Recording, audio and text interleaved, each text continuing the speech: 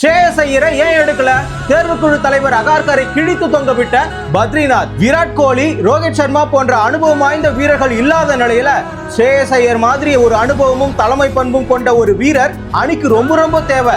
5வது இடத்துக்கு அதாவது பினிஷரா தேர்வு செய்யப்பட்டிருக்கக்கூடிய சிவம் துபே, ரிங்கு சிங் ரெண்டு பேரோட 1 இயர் ரெக்கார்டை எடுத்து பாருங்களேன், ஒண்ணுமே இருக்காது. ஸ்ரேயஸ் ஐயரை விட மோசமா தான் இருக்கும். ரிங்கு சிங் 13 மேட்ச் விளையாடி 206 ரன் அடிச்சு ஐஎஸ் ஸ்கோரை 38 தான் அடிச்சிருக்காரு ஐபிஎல்ல. சிவம் துபே 14 மேட்ச் விளையாடி 357 ரன் அடிச்சிருக்காரு, ஐ ஸ்கோரை 50 மட்டும் தான் அடிச்சிருக்காரு.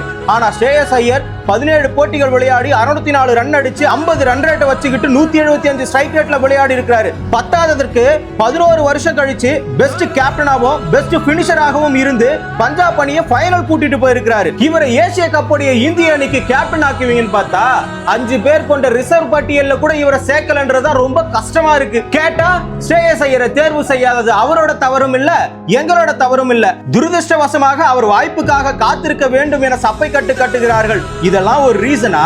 No fault of his, nor is it ours. It's just that you can pick 50. இது துரதிருஷ்டம்லாம் கிடையாதுப்பா. தனிப்பட்ட விருப்பு வெறுப்பின் அடிப்படையில தான் இந்த இடத்துல தேர்வு செஞ்சிருக்காங்கன்னு சொல்லிட்டு தேர்வுக்குழு மேல கோபம் அடைந்திருக்கிறார் பத்ரிநாத். பத்ரிநாத் சொன்ன மாதிரி ஒரு பினிஷரா இந்திய அணிக்கு ஸ்ரேயஸ் ஐயர் சரியா இருந்திருப்பாரான்னு சொல்லிட்டு நீங்க கமெண்ட்ல சொல்லுங்க. கிரிக்கெட் நிகழ்வுகளை ஒரு நிமிடத்துல தெரிஞ்சுக்கணுமா? ஷார்ட்ஸ் தமிழை ஃபாலோ பண்ணுங்க.